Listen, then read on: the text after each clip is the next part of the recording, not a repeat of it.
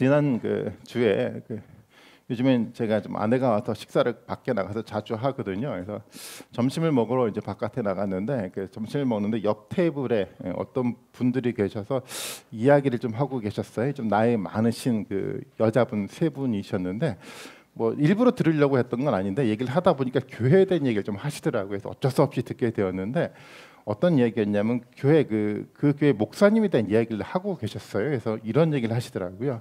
그 목사님이 그 설교를 하시는데 설교가 너무 길다라는 거예요.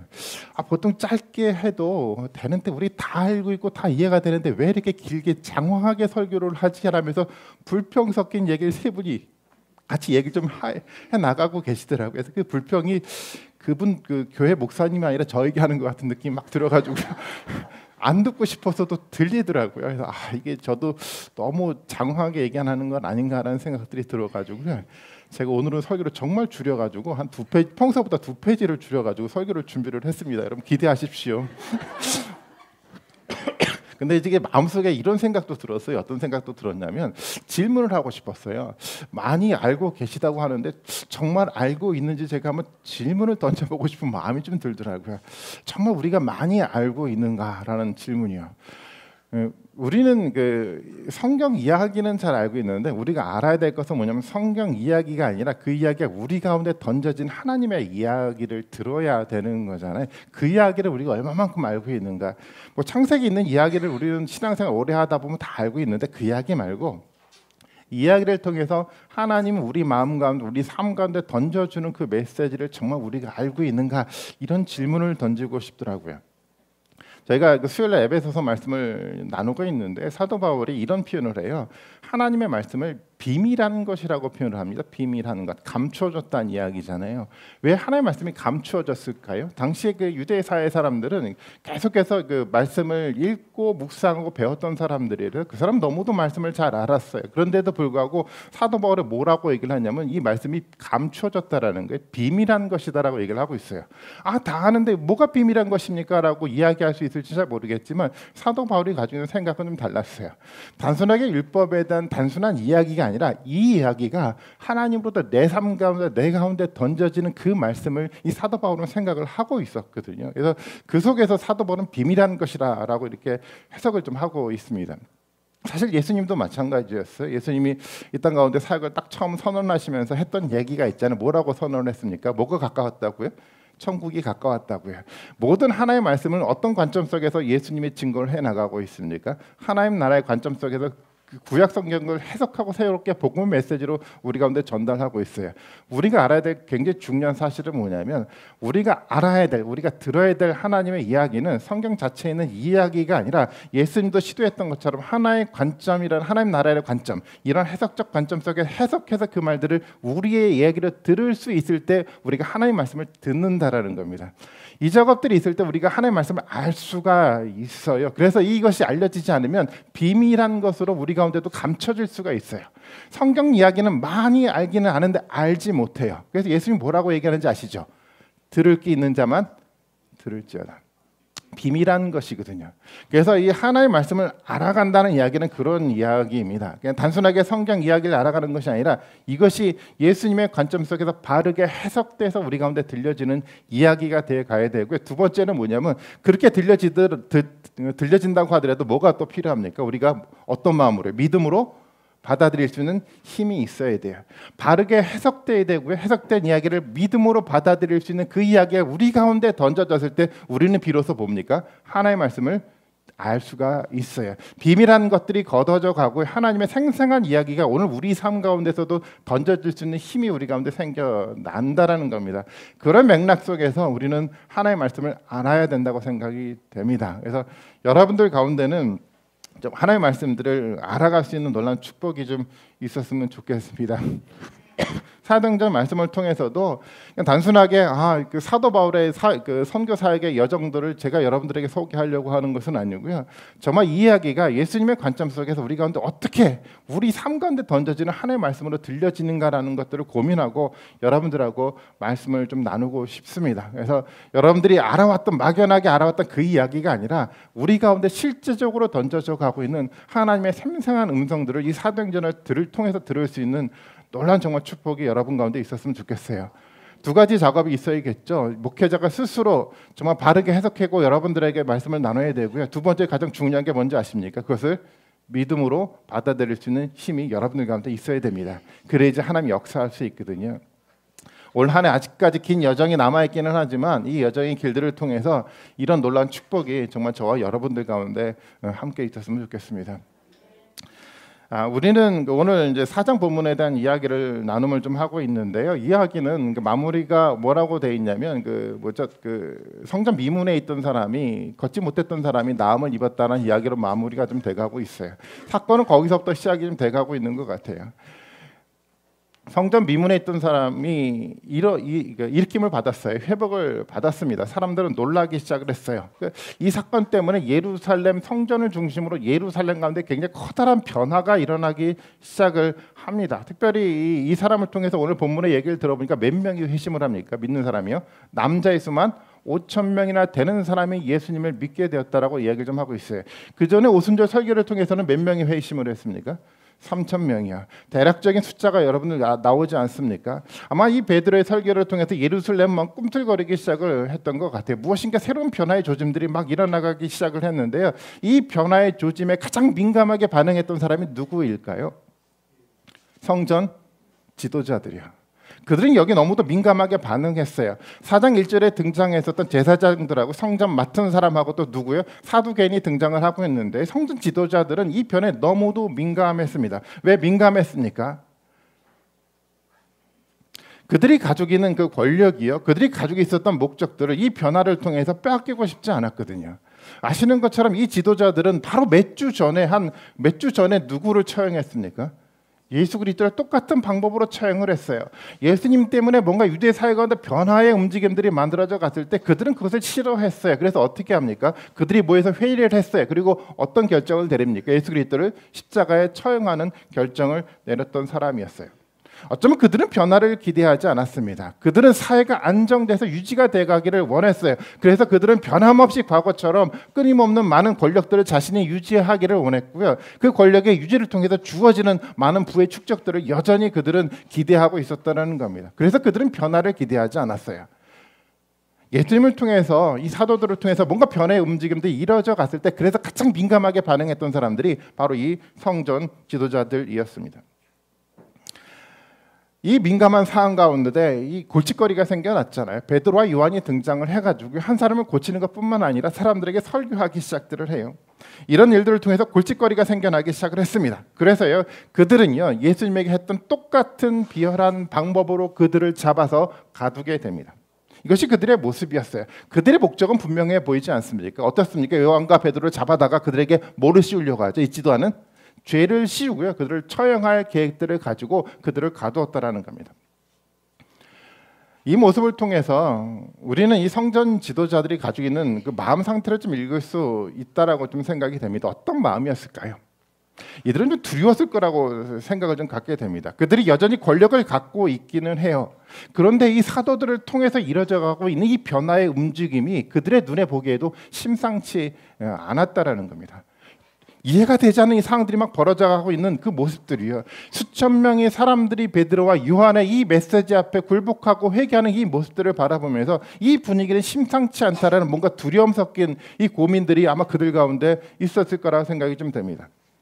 저는 이것이 하나님 나라의 모습이라고 생각이 됩니다. 아무리 세상의 권력을 가지고요, 세상이 가지고 있는 돈과 권력을 가지고 아무리 억누르려고 한다고 하더라도 하나님 나라의 운동들은 사라지지 않는다라는 겁니다. 그들은 예수님을 죽였기 때문에 이 운동들이 끝날 거라고 생각했을지 모르겠어요. 하지만 예수님을 그들이 죽였다고 하더라도 이 운동은 사라져가지 않습니다. 앞으로 그들은요 사도들도 죽일 겁니다. 사도를 순교 가운데 만들어 갈 겁니다. 그럼에도 불구하고 하나님 나라 운동이 사라져갈까요? 아니, 사라져가지 않아요. 아무리 돈과 권력으로 억누른다고 하더라도 하나님 나라는 결코 사라져가지 않고 오히려 더 왕성하게 역사 가운데 일어나는 일들을 만들어 갈 것입니다. 왜 그렇습니까? 하나님 나라 사역 역사가 뭐죠? 진리의 역사이기 때문입니다. 하나님 나라가 이 세상을 창조했던 본질적인 목적이었기 때문에 결코 이 나라는 사라져가지 않는다라는 겁니다. 세상의 권력 앞에, 세상의 돈 앞에 굴복되지 않는 것이 하나님 나라 사역입니다. 저희 교회 공동체도 마찬가지겠죠. 이 공동체를 통해서 바로 이 하나님 나라 사역이 이루어져 간다고 한다면 이 교회는 사라져가지 않을 겁니다. 저희 교회를 통해서 하나님 나라가 확장되어 간다는 결단과 다짐들이 있다고 한다면 이 운동들을 통해서 끊임없이 세상과 돈과 권력에 굴복하지 않고 꿈틀거리는 하나님의 역사가 전 우리를 통해서 일어날 거라 생각이 됩니다.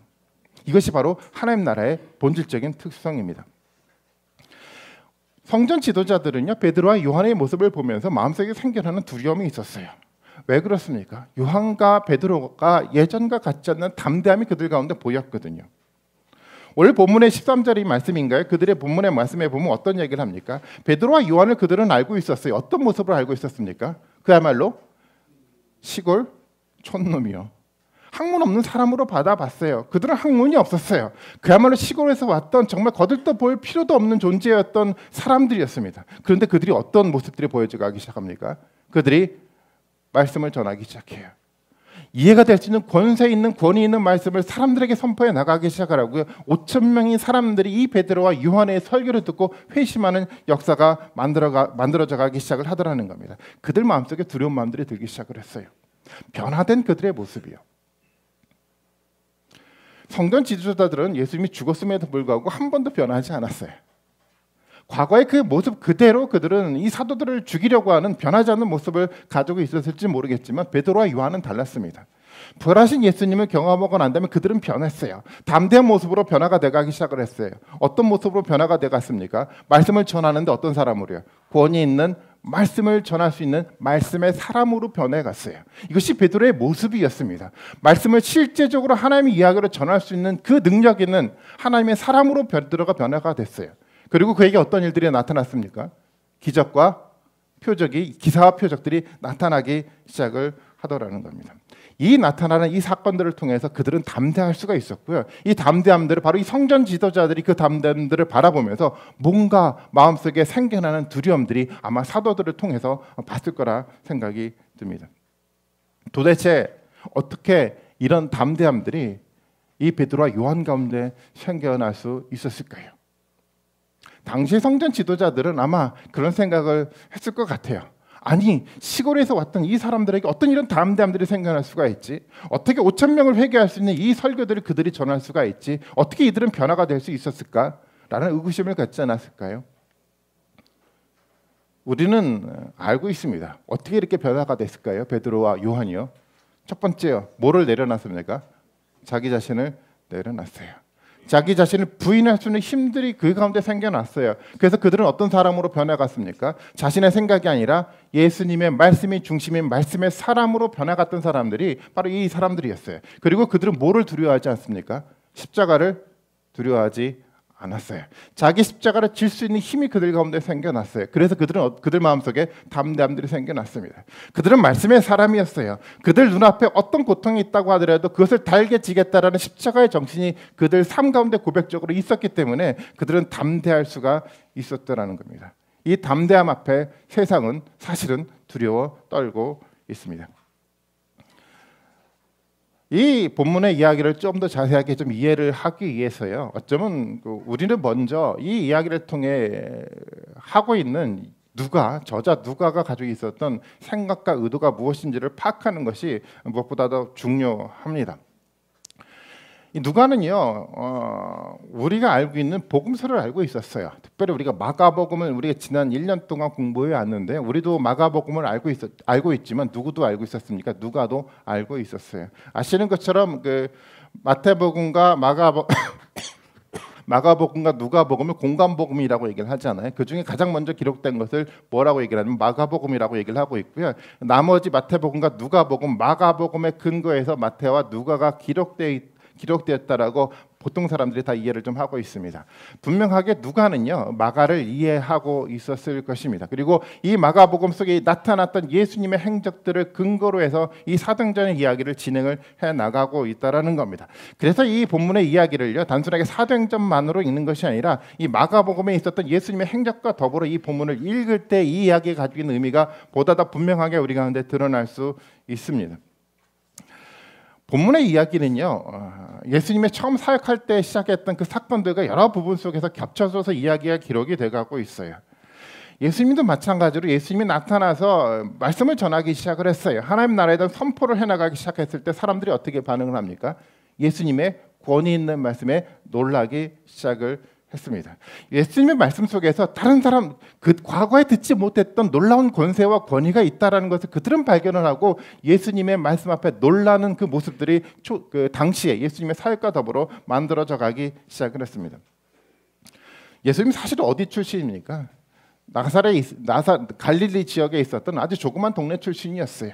그는 그 베드로뿐만 아니라 그 뭔가 학문 없는 사람으로 사람들 앞에 눈앞에 읽혀졌습니다. 요한이요 과거에 그 예수님의 모습을 이렇게 설명을 하고 있는데 요한복음 7장 14절과 15절 말씀인데요. 한번 그 말씀을 보면 이런 표현을 하고 있습니다. 이미 명절이 중간이 되어 예수께서 성전에 올라가서 가르치셨는데 유대인들이 놀랍게 여겼어요. 이르되 이 사람은 뭐라고 얘기를 합니까? 배우지 아니하였거늘 어떻게 그를 아느냐 하니라고 얘기를 하고 있어요. 이들이 가지고 있었던 예수님에 대한 의식이 어떤 사람이었습니까? 학문 없는 사람이었어요. 글도 알지 못하는 어떤 이 사람이 어떻게 이렇게 권위 있는 말씀들을 전하지라는 놀라움이 그들 가운데 있었다라는 겁니다. 이것이 예수님의 등장과 더불어 가졌던 사람들의 생각이었습니다. 마가복음 1장 22절의 말씀에서도 이런 표현을 하고 있습니다. 무사람이 그의 교훈에 놀라니 이는 그가 가르치는 것이 권위 있는 자와 같고 서기관들과 같지 아니함일러라. 마가를 통한 증거예요. 사람들이 어떻게 반응합니까? 예수님의 이야기를 설교를 듣고요. 도대체 그동안 들어보지 못했던 권위 있는 말씀이 예수님의 이야기를 통해서 증거가 된다라는 것들이 많은 사람들이 경험했던 고백이었습니다. 뿐만 아니었고요. 예수님 통해서 뭐가 드러나기 시작을 했습니까? 많은 기적이 일어나기 시작을 했어요. 귀신 들린 자가 쫓겨나기 시작했고 병든 자가 일어나기 시작을 했습니다. 그리고 죽은 자도 살아나는 놀라운 역사가 예수님을 통해서 만들어져 갔습니다. 도대체 예수님이 누구이길래 이런 표적과 기사가 그 가운데 일어날 수 있겠습니까? 이런 놀라움의 일들이요. 이제는 누구에게 드러나고 있습니까? 이제는 예수님에게서가 아니라 이제 누구에게서요? 사도들에게서 그대로 드러나고 있어요. 사도행전 2장 43절에 보면 누가는 분명하게 이렇게 표현을 하고 있습니다. 같이 한번 읽어볼까요? 같이 한번 읽습니다. 시작.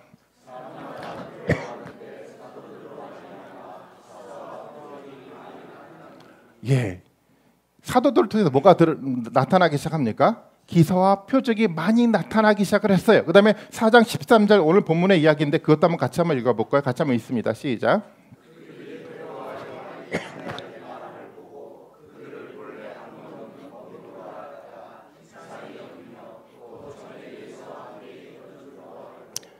예, 사람들의 생각이었어요. 이 사람은 어떤 사람을 알았습니까? 사도들을 학문 없는 그냥 평범한 사람으로 알고 있었습니다. 하지만 이 사람의 던져지는 이야기를 통해서 뭐를 경험합니까? 하나님의 권세를 느끼기 시작을 했어요. 누가는요 분명하게 예수님의 이 행적의 이야기들을 근거로 이 본문의 이야기를 기록을 해나가고 있습니다. 누가의 의도가 여기서 드러나지 않습니까? 사도들의 기사와 표적의 이야기요. 사도를 통해서 드러나는 이 권위 있는 메시지를 선포하는 이야기를 통해서 누가는 어떤 것들을 그려가려고 했었을까요? 예수님의 삶이 어떻게 되죠? 사도들을 통해서 그대로 드러나가고 있다는 것을 이야기하고 있는 겁니다. 예수님의 사역과 사도들의 사역은 동일하다라고 누가는 증거를 해나가고 있다는 겁니다. 예수님이 보여줬던 그 기사와 표적이요. 예수님이 우리에게 그동안 당시의 사람들에게 그 권세 있는 말씀들을 전했던 그 역사가 이 사도들을 통해서 그대로 드러나가고 있는 것을 보여줘가고 있다는 거죠. 그것이 성령의 사역이었습니다. 성령의 사역은요, 바로 예수님의 삶과 예수님의 사역을 그대로 사도들을 통해서 동일하게 반복되어가 만들어가는 것이 성령의 사역입니다. 성령은요, 예수님 보여줬던 그 삶이요, 예수님이 보여줬던 그 권세 있는 말씀들을 교회를 통해서 사도들을 통해서 증거하고 만들어가는 것이 성령의 역사라는 겁니다. 변함이 없어요. 성령이 바로 우리 가운데도 역사한다고 한다면 어떤 모습들이 나타날까요? 예수님의 삶과 사역이 우리를 통해서도 그대로 드러나지 않을까요? 초대교회 공동체를 통해서 사도들을 통해서 드러났던 그 삶의 모습이 성령이 우리 가운데 임한다고 한다면 동일하게 우리 가운데도 나타난다고 생각하지 않으십니까? 우리 가운데 나타나야 되죠. 성령은 바뀌지 않아요. 그 성령님은요, 동일하게 우리를 통해서도 이런 역사가 나타나기를 지금도 간구하고 있다라는 겁니다. 어떻습니까? 우리의 모습을 한번 들여다볼까요? 우리 속에서도 이런 성령의 사역이 그대로 나타나고 있습니까? 말씀의 능력이 있는 삶의 모습이 우리 가운데 나타나고 있을까요? 말씀을 통해서 드러나는 세상의 기적과 표적들이 우리를 통해서 이 공동체를 통해서 드러나가고 있습니까? 어쩌면 누가 하는 이런 질문을 우리 가운데 던지고 있는지도 모르겠습니다. 예수님의 이야기, 예수님이 하나님의 나라를 선포하고 그에 대한 표적을 보였을 때 유대 지도자들의 성전 지도자들은 어떻게 반응을 했습니까? 마가복음 3장 6절의 말씀인데요. 같이 한번 볼까요? 같이 한번 읽습니다. 시작.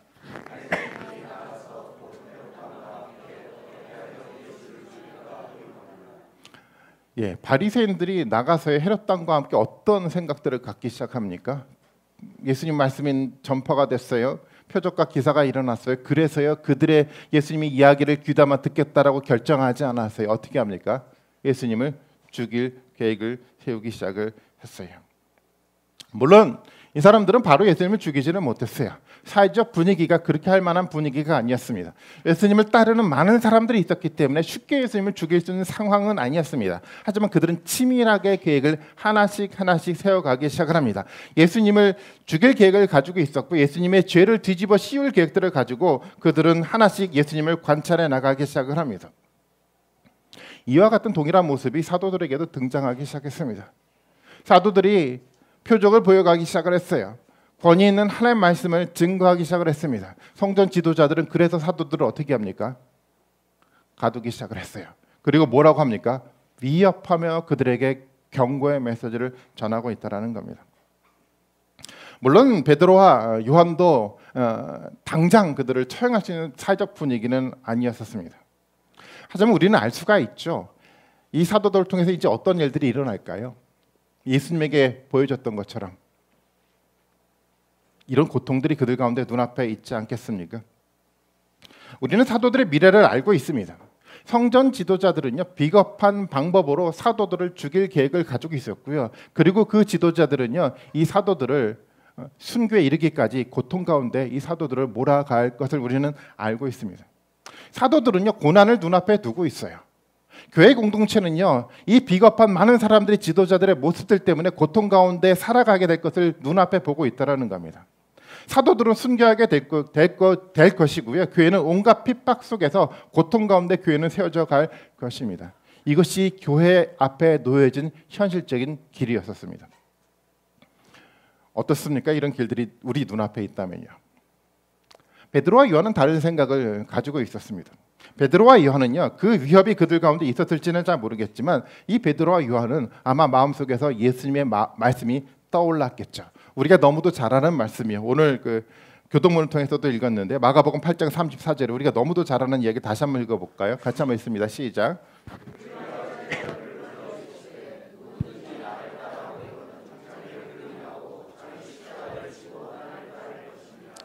예수님의 이 중요한 이야기요.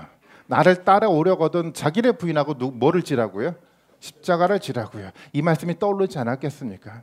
아마 이 요한과 이 베드로는요, 끊임없이 지금 앞으로 나가는 이 역사들을 통해서 끊임없이 예수님이 했던 이야기의 의미가 무엇인지 마음속에서 끊임없이 드러났을 것 같아요. 옛날에는 이해하지 못했어요. 근데 이 말씀이 마음속에 떠오르기 시작을 했어요. 이 고난이 눈앞에 보였습니다. 그들의 삶 가운데 보여질 이 어려운 고통의 길들이 보여져 가기 시작을 했는데 말씀이 떠오르기 시작했어요. 이것이 뭐였습니까?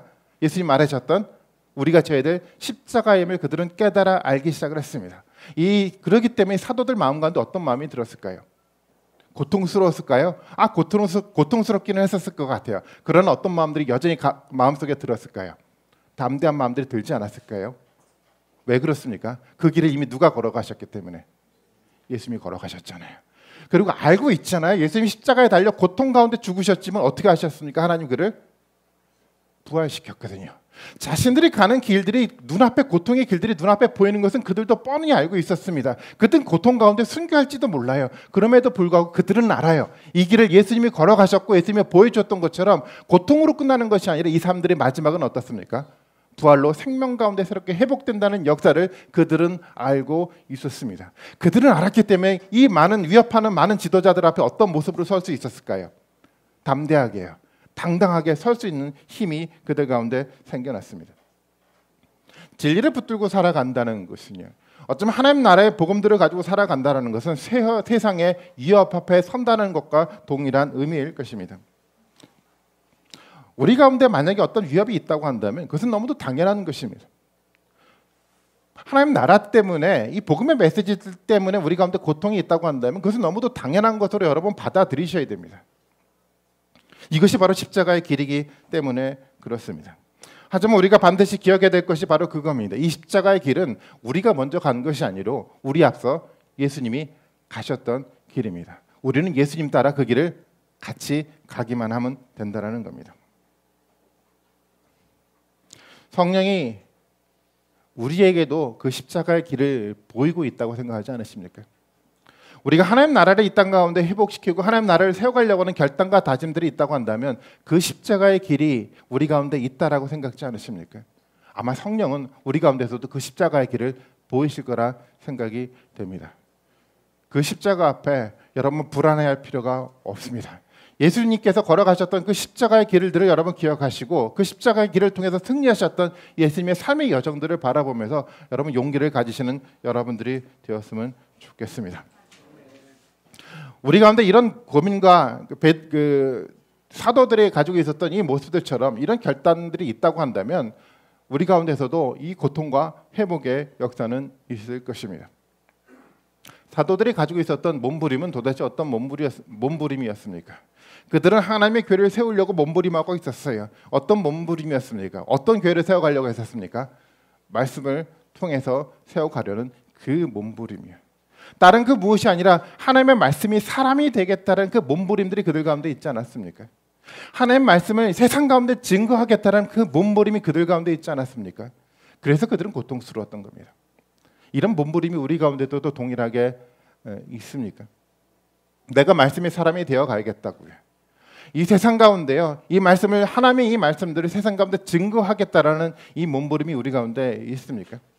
많은 사람들이 이 복음의 혼돈 때문에 고통하고 있는데 이 고통을 바라보면서 정말 이 하나님의 생명의 말씀을 그들 가운데 함께 나누겠다는 결단과 이 몸부림이 우리 가운데 있습니까? 이런 몸부림이 있다고 한다면 우리가 가야 될 길들은 아마도 십자가의 길이 될 수밖에 없을 것입니다. 하지만 그 십자가를 여러분 축복으로 인식하는 여러분들이 됐으면 좋겠습니다. 예수님이 승리시켰던 것처럼 여러분들이 가는 그 십자가의 길 가운데 정말 영원한 부활의 생명의 흔적이 여러분 삶 가운데 나타날 것입니다. 성전 지도자들은 그렇게 모여서 의논하기 시작을 했어요. 요한과 베드로를 가두고요, 그들을 위협했어요. 위협하면서 보냈습니다. 그 위협은 어떤 위협이었을까요? 단순한 위협은 아니었겠죠. 생명을 거는 위협이었을 거라고 생각이 됩니다. 너희가 다시 한번 예수 그리스도에 대한 복음을 전한다고 한다면 어떻게 한다고요? 내가 너희를 생명을 뺏어갈 거야라는 이 위협적인 이야기가 그들 가운데 들려졌습니다. 베드로와 요한은 이 위협적인 생명의 위협을 느끼는 이야기를 당시에 있었던 최고 권력자들의 입에서 들었어요. 어떤 마음이었을까요? 이런 얘기가 우리 가운데 들려진다고 한다면 여러분 어떤 마음이 우리 가운데 생겨날까요? 사도행전 4장 19절의 말씀인데요. 이 베드로와 요한의 고백이었습니다. 같이 한번 읽어보겠습니다. 시작.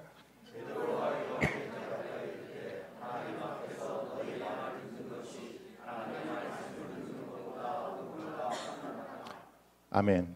베드로의 이 마음이 읽혀지십니까? 너희 말을 듣는 것이 아니라 누구의 말을 듣는 것이 옳다라고요? 하나님의 말이요. 아무리 세상의 권력을 가지고 위협한다고 하더라도 베드로의 마음을 흔들지 못해요. 왜 그렇습니까? 그 마음 가운데 뭐가 있기 때문에 예수 그리스도가 존재하고 있었거든요. 그 마음 가운데 생명의 하는 말씀이 존재하고 있었거든요. 그래서 세상의 어떤 위협 속에서도 굴복하지 않고 진리의 말씀들을 전할 수 있는 담대함이 요한과 베드로 가운데 있었습니다. 죽음의 위협 앞에서도 그들은 위축되지 않았습니다. 그들은 정말로 당당할 수 있었습니다. 그들의 마음에는요, 바로 생명이 하나님이 계셨기 때문이었습니다. 베드로의 이 당당함들이 우리 가운데 있었으면 좋겠습니다. 어쩌면 이 사도행전 이야기를 통해서 이 당당함들을 가지라고 성령은 우리에게 말씀을 던지고 있는지도 모르겠습니다. 우리의 모습은 과연 어떨까요? 우리 삶들을 돌아다 보면요, 어쩌면 우리는 이 당당함들이 아니라 비겁함들을 가지고 살아왔는지도 모르겠습니다. 불의한 일들이 우리 가운데 끊임없이 반복돼서 일어나가고 있는데도 불구하고 우리는 침묵하고 있었는지도 모르겠습니다. 교회가 세속화되어 가면서요, 끊임없이 십자가 없는 복음들이 끊임없이 교회 가운데 만들어져 가고 있는 것을 우리가 인식하고 있음에도 불구하고 우리는 침묵하고 살아왔는지도 모르겠습니다. 우리 삶들이 너무 분주하다는 이유 때문에요, 때때로는 십자가를 짊어지고 살아간다는 것 자체가 나에게 불이익이 주어지니까, 나에게 어려움이 생겨나니까 그런 비겁함 때문에 어쩌면 진리의 말씀들 앞에 우리는 침묵하고 살아왔는지는 모르겠습니다. 우리가 겪어야 될 십자가의 고난을 피하고 싶어서요, 어쩌면 우리는 십자가를 버렸는지도 모르겠습니다. 그런 비굴한 침묵이요, 어쩌면 오늘 한국교회를 만들었는지도 모르겠습니다. 우리는 누구의 이야기를 들어야 합니까? 세상 사람들의 위협적인 이야기를 들어야 됩니까? 우리 마음속에서 꿈틀거리는 내 욕망의 소리를 들어야 됩니까? 아니면 하나님의 이야기를 들어야 됩니까? 이 사도행전 이야기를 통해서 하나님 우리에게 그런 질문을 던져가고 있는지도 모르겠어요. 어떤 이야기를 듣고 이 교회가 세워져 가야만 하느냐의 질문이었습니다. 세상의 위협 앞에 비굴한 침묵이 아니라 당당하게 하나님의 말씀으로 거듭나고 세워져 갈 수 있는 그런 당당함이 우리 가운데 있었으면 좋겠습니다.